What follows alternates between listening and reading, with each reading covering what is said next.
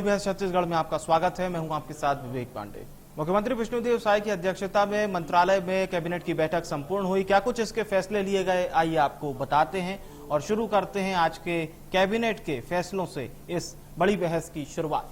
तो चलिए महत्वपूर्ण फैसलों की तरफ एक निगाह डालते हैं और आपको बताते हैं कि आज के बड़े फैसले क्या थे, जिसमें एक बड़ा फैसला लिया गया 2019-20 में भूपेश बघेल सरकार के फैसले को पलट दिया गया। इसके साथ ही साथ बीजापुर जिले के मंडी मरका के जंगल में सर्चिंग ब्लास्ट के दौरान आईडी चपेट में आने से ये शुरुआत हुई कैबिनेट की बैठक की इस तरह से और शहीद को श्रद्धांजलि दी गई। इसके बाद आज की बैठक में किसान को फसल के लिए अधिकतम मूल्य मिलेगा, ये जानकारी दी गई। कृषि उपज मंडी संशोधन विधेयक का प्रारूप का अनुमोदन हुआ। दूसरे प्रदेश के मंडी बोर्ड के कारोबारी ई नाम के जरिए खरीदी कर सकेंगे। विष्णुदेव साय सरकार का आज का कुछ बड़े फैसले भी आपको बताते हैं। सरकारी जमीन के आवंटन, अतिक्रमित भूमि के व्यवस्थापन पर फैसला लिया गया, जिसमें किसान को फसल के अधिकतम मूल्य मिल सकेंगे। कृषि उपज मंडी संशोधन विधेयक के प्रारूप का अनुमोदन हुआ। प्रथम अनुपूरक अनुमान वर्ष 2024-25 को लेकर भी आज इसमें बैठक के जरिए चर्चा हुई। तो ये वो तमाम फैसले जो साय कैबिनेट ने आज लिए। इसके साथ ही साथ रायपुर में शहीद की याद में एक चौक का निर्माण भी किया जाएगा। विष्णुदेव सरकार ने जीएसटी और पीएससी पर भी निर्णय लिया है। प्रथम अनुपूरक अनुमान वर्ष 2024-25 का अनुमोदन किया। छत्तीसगढ़ कृषि उपज मंडी अधिनियम में संशोधन का ये फैसला लिया है। तो ये वो तमाम फैसले हैं जो आज के इस बैठक के जरिए लिए हुए हैं। अब इसमें शासकीय भूमि के आवंटन, अतिक्रमित भूमि के व्यवस्थापन और भूमि स्वामी को हक प्रदान करने के संबंध में मंत्रिपरिषद ने महत्वपूर्ण निर्णय लेते हुए इस संबंध में निर्देश भी जारी किए हैं। तो ये वो तमाम निर्णय हैं जो आज की कैबिनेट की बैठक के जरिए लिए हैं। कृषक कल्याण के लिए सरकार ने एक बड़ा फैसला लिया है, जिसमें मंडी बोर्ड अपनी कमाई का 10% राशि जो है वो सरकार को देगा। नगरीय क्षेत्रों में सरकारी जमीन के आवंटन पर भी बड़ा फैसला लिया गया है। दूसरे प्रदेश के मंडी बोर्ड के कारोबारी ई नाम के जरिए खरीदी कर सकेंगे और उनके लिए यहां पर पंजीयन की कोई आवश्यकता है ही नहीं, कोई आवश्यकता यहां पर नहीं है। तो ये वो बड़े फैसले हैं जो आज की इस बैठक के जरिए लिए हैं, जिस पर आज हम बात करने जा रहे हैं और कुछ बयान आपको सुना देते हैं। उसके बाद इस बड़ी बहस को शुरू करेंगे। आज के मंत्रिपरिषद की बैठक में लिया गया, जिसके माध्यम से छत्तीसगढ़ राज्य के नगरीय क्षेत्रों में शासकीय भूमि के आवंटन, अतिक्रमित भूमि के व्यवस्थापन और भूमि स्वामी हक को प्रदान करने के संबंध में मंत्रिपरिषद ने महत्वपूर्ण निर्णय लेते हुए इस संबंध में पूर्व में जारी सभी परिपत्रों को निरस्त किया है, जिसमें राजस्व एवं आपदा प्रबंधन विभाग द्वारा नगरीय क्षेत्रों में अतिक्रमित भूमि के व्यवस्थापन, शासकीय भूमि के आवंटन एवं वार्षिक भू फाटक के निर्धारण एवं वसूली प्रक्रिया संबंधी 11 सितंबर 2019 को जारी परिपत्र, नगरीय क्षेत्रों में प्रदत्त स्थायी पट्टों का भूमि स्वामी हक प्रदान किए जाने संबंधी 26 अक्टूबर 2019 को जारी परिपत्र, नजूल के स्थायी पट्टों की भूमि को भूमि स्वामी हक में परिवर्तित किए जाने के लिए 20 मई 2020 को जारी परिपत्र तथा नगरीय क्षेत्रों में शासकीय भूमि के आवंटन, अतिक्रमित भूमि के व्यवस्थापन और भूमि स्वामी हक प्रदान करने संबंधी जारी परिपत्र शामिल है। मंत्रिपरिषद की बैठक में निर्णय लिया गया कि इन प्रपत्रों के अंतर्गत जारी आदेशों के तहत आवंटित भूमि की जानकारी राजस्व विभाग की वेबसाइट पर प्रदर्शित की जाएगी और इस संबंध में किसी को कोई आपत्ति या शिकायत हो तो शिकायत प्राप्त होने पर संभागीय आयुक्त इसकी सुनवाई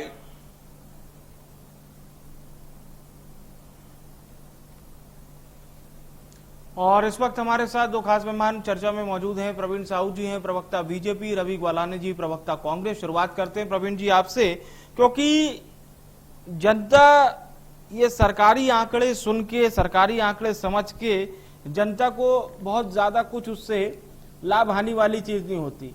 अब आप अगर इस तरह से बता पाएं कि आज की बैठक के जरिए किसान के लिए क्या महत्वपूर्ण फैसला लिया गया, संशोधन विधेयक जिसमें एक फैसला आपने 2019-20 यानी जब भूपेश बघेल सरकार थी वो भी चेंज किया है। कुछ महत्वपूर्ण फैसलों से इस डिबेट की शुरुआत करते हैं। प्रवीण जी पहले आप बोलिए। पहले भारत माता की जय कहूंगा, जय छत्तीसगढ़। आपके सम्मानित चैनल के सभी दर्शक आदरणीय रवि जी, विवेक जी, आपको नमस्कार, प्रणाम।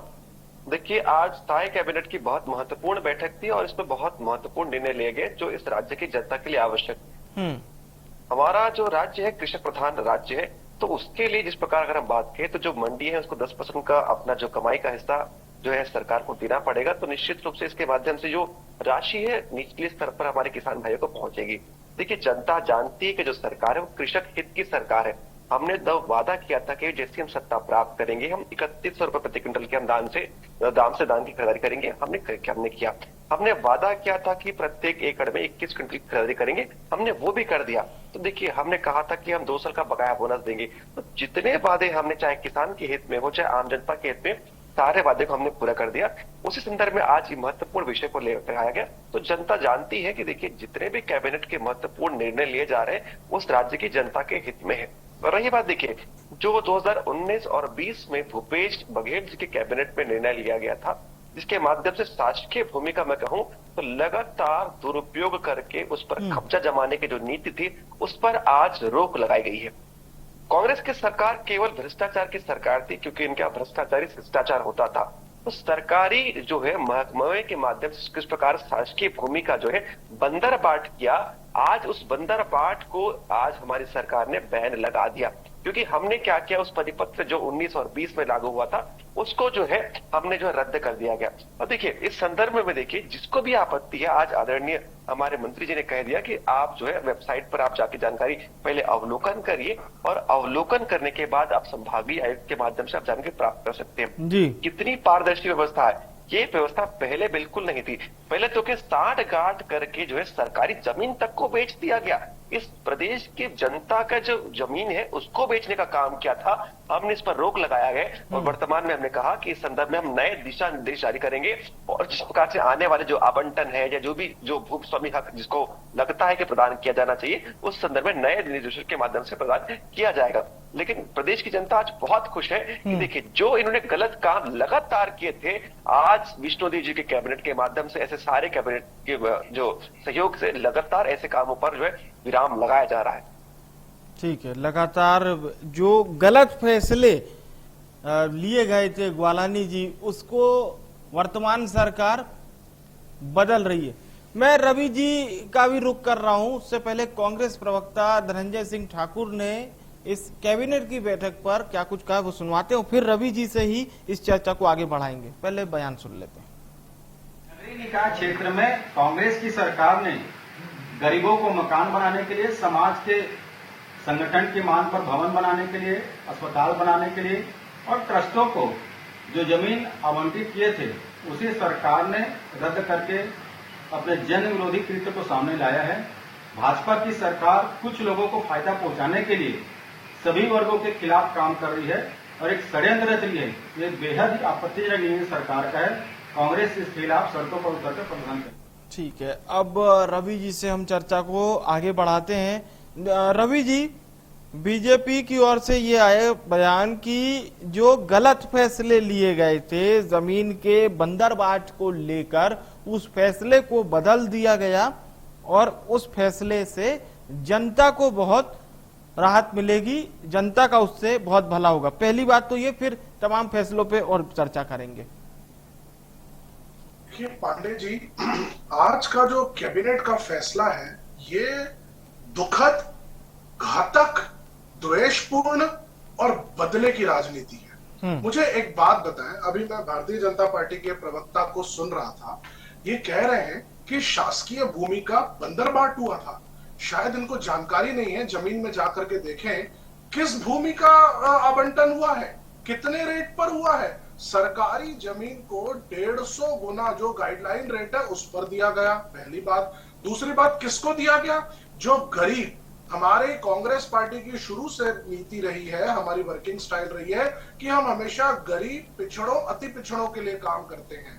हमारे प्रदेश में बहुत सारे ऐसे लोग हैं जो छोटी छोटी झोपड़ियां बना करके छोटी छोटी जगहों में रह रहे थे, उनको जमीन देने का काम कांग्रेस पार्टी ने किया। किसी जगह को अगर हमने अस्पताल को दिया, किसी को मकान दिया, किसी को कोई दुकान बनाने के लिए दिया, अब कोई व्यक्ति उसमें लोन लेकर के रखा है, कोई उसमें मकान बना करके रखा है, आज भारतीय जनता पार्टी एकाएक आकर के सारे फैसले बदल देगी। ये किस तरह की राजनीति कर रही है? क्या संविधान में एक सरकार के फैसले जो गरीब के लिए लिए गए, जो हितकारी फैसले लिए गए, उनको ऐसे रातों रात बदल देंगे, उनको बेघर कर देंगे? इसमें आपकी जो जी आप इस पे पूरी बात रखिएगा। मैं जो एक लाइन पढ़ पा रहा हूं वो ये है कि जमीन के पट्टे से जुड़े पुराने सभी सर्कुलर सरकार ने इसलिए रद्द किए क्योंकि इससे सरकार को उम्मीद है कि प्रदेश के किसानों को अच्छा रेट मिलेगा और अधिनियम में उपज मंडी अधिनियम में बाहर के खरीदारों को मौका मिलेगा। ये मंशा है सरकार की, प्रदेश के किसानों को अच्छा रेट देने की। जी वापस रवि जी, ये एक आप जो बात कर रहे हैं वो कृषि उपज मंडी से जो 10% लिया जा रहा है उसकी बात कर रहे हैं, वो एक अलग पॉइंट है। पहला आ रहा है जमीन आवंटन। जमीन आवंटन की जो कांग्रेस पार्टी की जो वर्किंग थी, जो कांग्रेस पार्टी ने किया था कि जो गरीब अतिक्रमण में मान लीजिए कोई जमीन पर रह रहे हैं, वो कितने वर्षों से रह रहे हैं, उसको हमने स्थायी पट्टा दे करके कहा कि ये जमीन में आप रहिए। किसी की नजूल की जमीन पुरानी चली आ रही है, उसका स्थायी पट्टा दिया। किसी को अस्पताल बनाने के लिए जमीन दी गई है, किसी को मकान में रहने के लिए दिया गया है। आज रातों रात भारतीय जनता पार्टी उनको बेघर कर देगी। रातों रात सारे के सारे लोगों को न दावा, न आपत्ति, न कोई रीजन, मतलब जो भारतीय जनता पार्टी की कैबिनेट फैसला ले ली वो सही। ये किस प्रकार से संविधान की द्वारा दी गई शक्तियों का उपयोग है? क्या गरीब को बेघर कर दिया जाएगा? क्या जो अस्पताल चल रहे हैं वहां से मरीजों को निकाल करके फेंक दिया जाएगा? पहले भारतीय जनता पार्टी ये बताए कि आखिर अब इसको पूछ लेते हैं, और दावा, आपत्ति और कोई भी प्रकार का न किसी से ग्रीवेंसेस। ये जो आपने दो लाइन बोली है ना, ये मैं चाह रहा था वो किस प्रकार की राजनीति कर रही है भारतीय जनता पार्टी। ठीक है, कांग्रेस पार्टी का घोर विरोध है, घोर। चलिए, मैं वैसे चाह रहा था कि जो मंडी अधिनियम पे थोड़ी सी चर्चा हो जाती, लेकिन अब चलिए उसको सेकंड में ले लेंगे, इसलिए मैंने वो 2 लाइन बताई थी। अब 2 लाइन प्रवीण जी से मैं पूछ लेता हूं। प्रवीण जी, नए सर्कुलर जारी होंगे नए सिरे से और लोगों को पट्टा देने का काम उन्हीं नए निर्देशों के मुताबिक होगा। पुराना आपने कैंसिल कर दिया है, पुराने परिपत्र को। तो जो सवाल रवि जी कह रहे हैं कि जिन लोगों को पट्टा मिल गया था फिर उनका क्या होगा, ये चीज क्लियर की नहीं गई है या की गई है? दोनों चीज देखिए, पहली बात ये कंफ्यूजन कर रही है ना, अब वो ये कंफ्यूजन कर रही है, ये वाली बात मैं क्लियर कर रहा हूं। देखिए, जो 2019 और 20 दोनों परिपत्र में ये आदेश जारी दिया गया था, इसको मैंने निरस्त किया है। और देखिए, हमने ये नहीं कहा कि किसी को पट्टा दोबारा नहीं देंगे, दोबारा इसकी नए सर्कुलर जारी होंगे और उस आधार पर पट्टा प्रदान किया जाएगा। मैं आम जनता को स्पष्ट करना चाहूंगा, कांग्रेस पार्टी की राजनीति है भ्रम फैलाने की। और देखिए, आदरणीय रवि जी सीए है, ठीक है रवि जी सुन लीजिए, मैंने डिस्टर्ब नहीं किया, सुन लीजिए। पहली बात तो इनके वक्तव्य में बहुत बड़ी त्रुटि थी कि सरकारी शासकीय जमीन को 150 गुना दाम पर खरीदा। आदरणीय महोदय, 150 गुना नहीं है, 150% है, यानी 1.5 गुना दाम होता है। 150% और 150 गुना में बहुत अंतर होता है। तो जनता को पहले तो ये क्लियर कर दो, ये भ्रम फैला रहे हैं। दूसरी बात मैं दोबारा स्पष्ट कहना चाह रहा हूं, देखिए पहले क्या होता था, मैं आपको बता रहा हूं, जिसकी जो प्रामाणिकता राजनांदगांव के सभा में होती है कि पूर्व सीएम भूपेश बघेल जी की सभा में सुरेंद्र दाऊ नामा के कार्यकर्ता मंच पर कहता है कि भूपेश बघेल जी के कार्यकाल में केवल 4 से 5 लोगों की सुनी गई, आम जनता, आम कांग्रेस के कार्यकर्ता तक की नहीं सुनी गई। अब सुन लीजिए, आप सुन लीजिए, साथ रखिए, सुनने का साथ रखिए, सुनिए आप। ठीक है प्रवीण जी, आप ये 2 लाइन की क्लियर कर दीजिए कि नए सिरे से सर्कुलर जारी होंगे और लोगों को पट्टा देने का काम उन्हीं नए निर्देशों के मुताबिक होगा। पिछले बार केवल 4 से 5 लोगों के आवंटन का, जो 4 से 5 लोगों का आवेदन का ही आवंटन किया गया। किसी आम जनता को कोई हित नहीं पहुंचाया गया। जिनके कार्यकर्ता स्वयं नाराज हैं। देखिए, मैं रवि जी आपको मौका दूंगा, प्लीज प्लीज। सेदे जी ने क्यों त्याग पत्र दिया? पूर्व डिप्टी सीएम टीएस सेदे जी ने क्यों त्याग पत्र दिया? उन्होंने अपने त्याग पत्र में कहा था कि सरकार की नाकामी के चलते 10,000 करोड़ से अधिक का इंफ्रास्ट्रक्चर इस राज्य में डेवलप नहीं हुआ। उनका त्याग पत्र ये प्रमाणित करता है कि कांग्रेस की सरकार नाकाम रही थी। और आज जब भारतीय जनता पार्टी अच्छा काम कर रही है तो इनकी जो है राजनीतिक टूटी सेकने के लिए इनके आरोप और प्रत्यारोप लगा रहे हैं। देखिए, आप 75 पार का नारा दे रहे थे, 35 तक पार नहीं कर पाए। यही प्रामाणिकता है, यही प्रामाणिकता है कि आपने धरातल पर कोई काम नहीं किया है। ठीक है रवि जी आप बताइए, प्रवीण जी विषय से कैसे भटक गए, पहले तो ये बताइए। आप 3 बार ये बात बोले। बात बताइए, आप समझिए कि बात क्या हो रही है कि पूर्व में जारी सभी परिपत्र निरस्त होंगे। हाँ, सभी सर्कुलर को कैंसिल किया गया है। ठीक है, इसके आदेश को रद्द किया गया है। जी भूमि आवंटन रद्द है। आप जी मुझे ये बताइए, हाँ, मैं पूछना चाहता हूं, नजूल की जमीन, शासकीय जमीन पे कौन बैठा रहता है? थोड़ा सा जा करके अवलोकन कर ले। जो बहुत समय से वहां पर लोग बैठे हुए हैं जिनको सरकार की जमीन आवंटित की गई थी, उस नजूल की जमीन को फ्री होल्ड किया गया। सरकारी जमीन का आवंटन नगरीय निकाय में किनको किया गया? जो लोग सरकार की, आप चलिए तो आप एक काम करिए, सुनिए तो आप हमारे दर्शकों को आप हमारे दर्शकों को रिवाइज करा दीजिए। आप हमारे दर्शकों को रिवाइज करा दीजिए भूपेश बघेल सरकार का फैसला। उन जमीनों पे जिन लोग, जो गरीब लोग बैठे हुए थे, ये बात मैं इसलिए कह रहा हूं क्योंकि इस पर बहुत बारीकी से हमने काम किया है। हमने गरीब लोगों को उनकी जमीन फ्री होल्ड करा के दी। हमने गरीब लोगों को, जो लोगों को पता नहीं था कि जो जिस जमीन पर काबिज है वो उसके ऊपर कब तक रहेंगे, क्या होगा, हमारी पार्टी ने उनको जमीन देने का काम किया। गरीब लोगों के हमने जो है छत बनाई। आज भारतीय जनता पार्टी के लिए 4 लोगों की सुनी गई है। थोड़ा सा आंकड़ा निकाल लीजिए प्रवीण जी। सुरेंद्र दाऊ जी आपके पार्टी के कार्यकर्ता थे। प्रवीण जी एक मिनट आपने बोलिए, समय भी सरकार की जमीन बेच रहे हैं। कमल विहार की जमीन आरडीए ने जो आप लोगों के कार्यकाल में की थी, क्या करी थी? बेची नहीं थी क्या? फ्री होल्ड में नहीं बेचे थे? दूसरा, हाउसिंग बोर्ड जो घर बना करके बेचती है लोगों को, क्या वो बेचती नहीं है? क्या वो सरकारी जमीनें नहीं होती है? किस प्रकार का भ्रम फैला रहे हो? क्या बात कर रहे हो? इतना घातक निर्णय आप लोगों ने लिया है ना। आप लोगों के इस वाले पूरे बजट, इस कैबिनेट बैठक में रोजगार पर आप लोगों ने कुछ कहा ना, आप लोगों ने नए उद्योग के बारे में कुछ कहा, बल्कि जिनको जो जमीनें दी गई है, जिनको जो घर प्रदान किए गए, उसको उजाड़ने का काम कर रहे हो। बहुत ही घातक निर्णय है, द्वेषपूर्ण निर्णय है और बहुत ही दुखद निर्णय है पांडे जी। चलिए, प्रवीण जी को समय देना होगा जवाब के लिए। इतना हम लोगों को उम्मीद नहीं थी। बोलिए, बहुत ही गलत फैसला है। साहू जी बोलिए। देखिए, कांग्रेस पार्टी केवल ईर्ष्या की राजनीति करती है। मैं तो छोटा सा प्रश्न पूछता हूँ। एक मिनट रवि जी आ रहा हूँ आपके पास। सुन लीजिए, साहस रखिए भाई। आपने अच्छा काम किया होता तो मैं डेट गिना रहा हूं। जुलाई 2022 में तत्कालीन पंचायत एवं विकास मंत्री, ग्रामीण विकास मंत्री टीएस सेदे जी, जो बाद में उप मुख्यमंत्री बने, सुन लीजिए इन्होंने क्या किया। सुन लीजिए, आप साहस रखिए। उनके त्याग पत्र में क्या उल्लेख था कि सरकार के नाकामी के चलते जो है 10,000 करोड़ से अधिक का इंफ्रास्ट्रक्चर नहीं हुआ, जिसके चलते लोगों के घर नहीं बने। आपने एक मिनट आप दोनों की आवाज से कुछ समझ में नहीं आ रहा। बहुत महत्वपूर्ण विषय है, एक एक शब्द इसके बहुत। हाँ बोलिए। यही इनकी राजनीति है। जब मैं सच कहता हूँ तो बीच में अच्छा, तो आप उसका फायदा बता दीजिए ना। वो नुकसान बता रहे हैं तो आप फायदा बताइए ना उसका। मैं वही बता रहा हूँ इनको। देखिए, और आप कह रहे हैं आपकी बैठक में निर्णय लिया गया है कि प्रपत्रों के अंतर्गत जारी जो आदेश हैं उसके तहत आवंटित भूमि की जानकारी राजस्व विभाग की वेबसाइट पर प्रदर्शित होगी और विषय में कोई आपत्ति शिकायत होने पर संभागीय आयुक्त द्वारा इसकी जन सुनवाई की जाएगी। हम तो ओपन कर रहे हैं, पारदर्शी व्यवस्था। ये तो मैं बता रहा हूँ ना, आप बताइए। अगर वो डिनाई कर रहे हैं कि इसका हानि होगी तो आप बताइए ना कि हानि कैसे नहीं होगी, ये बताइए आप। देखिए, मैं पूछ रहा हूँ हानि कैसी होगी? व्यवस्था तो पारदर्शी हो चुकी है ना भाई। मैं इनसे पूछना चाहता हूँ कि कोयले के परिवहन की जो व्यवस्था पहले ऑनलाइन थी उसको ऑफलाइन कर दिया। इनकी व्यवस्था, इनकी मंशा यही रहती है कि हर चीज को भ्रष्टाचार में भेंट चढ़ाया जाए। आज हमने व्यवस्था को ऑनलाइन कर दिया। चलिए ठीक है, आप ठीक है।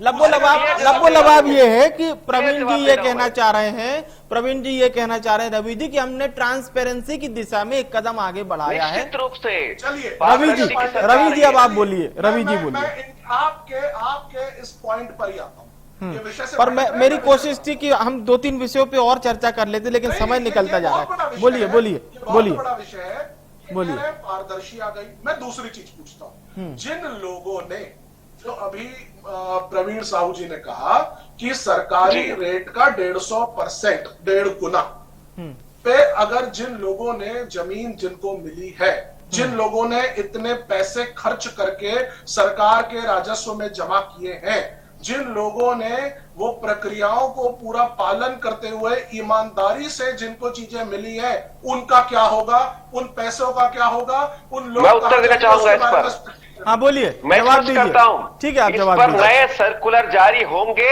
और जिनका जो आवंटन सही होगा उसकी कोई जमीन नहीं जाने वाली है। आपके चैनल के लाइव चैनल पे डिबेट में कह रहा हूं। अब आप नोटिफिकेशन में ऐसा कहीं भी ये चीज बोली गई है? मैं वही कह रहा हूं, जो सुन लीजिए, नया सर्कुलर मुख्यमंत्री ने आएगा। एक लाइन बोलेंगे ना दोनों, आप दोनों लोगों एक लाइन बोलेंगे ना, बहुत अच्छी रहेगी। पर कह रहा हूं मैं। पांडे जी, अरुण साहू जी ने कब कहा? पहले प्रवीण जी अपनी एक लाइन कंप्लीट कीजिए। कब कह दिया कि एक लाइन, हाँ बताइए। मैं पूछ रहा हूँ, बताइए कब कहा गया कि लोगों को 90 साइकिल कर दिया गया? अरे शब्द कहीं बता दीजिए मुझे। अरे सुन लो बोलिए जल्दी बोलिए सर। हाँ समय कि सारे सर्कुलर, सारे ठीक है निरस्त होते हैं। ठीक है, कहीं भी चलिए प्रवीण जी अब आप बोलिए, दिया जाएगा। ये कांग्रेस की मानसिकता है। ठीक है, आप दावा कर रहे हैं कि किसी भी निरस्त का मतलब क्या होता है? सब शून्य, विवेक जी, सब जीरो हो कांग्रेस गया। की राजनीति फिर कहां से केवल लोगों को, ईर्ष्या की है। ईमानदार लोगों को मिलेगी? आदरणीय उप मुख्यमंत्री जी ने कहीं नहीं कहा कि लोगों को बेदखल किया जाएगा। ये आज जनता को भ्रम फैला रहे हैं। ठीक है सर। जानते हैं कि पिछले 5 साल में कोई काम नहीं किया। आज जनता के बीच जो है आकर केवल भ्रम फैला रहे हैं। मैं आपको चुनौती देता हूं, बताइए। ठीक है, मैं अब डिबेट आगे नहीं बढ़ा पाऊंगा सर, समय पूरी तरह से अब समाप्त हो चुका है। अब मेरे पास 1 मिनट का भी अब समय नहीं है। मैं धन्यवाद करूंगा, लेकिन आप लोगों ने बहुत सार्थक बहस करने की आज कोशिश की है, इस पे मैं इनकार नहीं कर सकता। बहुत बहुत धन्यवाद प्रवीण जी, रवि जी, बहुत अच्छे से आप लोगों ने जनता को समझाया भी आज के कैबिनेट के फैसले। कैबिनेट के बहुत सारे फैसले थे, लेकिन हमारी चर्चा का विषय थोड़ा ज्यादा राजस्व वाले फैसले पर चला गया। अब ये शायद सरकार की जो मंशा है ट्रांसपेरेंसी की ओर, बीजेपी का ये कहना है कि ट्रांसपेरेंसी की ओर ये नया कदम है जैसे हमने अपनाया है। फैसले बहुत सारे हैं, एक एक कर हमने सारे फैसलों पर आज चर्चा करने की कोशिश की। जनता को इससे कितना लाभ होगा ये हम आने वाले समय में देखेंगे, लेकिन शायद सरकार के आज के कैबिनेट के बड़े फैसले छत्तीसगढ़ वासियों के लिए बहुत ही महत्वपूर्ण रहे, इससे इनकार नहीं किया जा सकता। बड़ी बहस में फिलहाल के लिए इतना ही।